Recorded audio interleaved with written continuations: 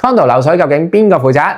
如果你係 Strata 嘅業主咧，呢一單新聞咧你一定要知道啦。喺 Richmond 有一座大廈2022年漏水喎，咁涉及咗37個單位。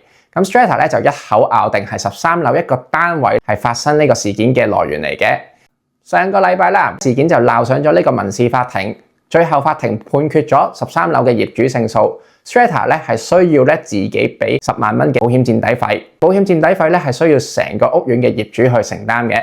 咁呢個個案話俾我哋知兩樣嘢。Strata 如果要追究業主俾保險墊底費嘅話咧，需要有專業嘅報告證明一個咧係事發嘅來源嚟嘅，唔可以咧口講無憑就追究業主㗎。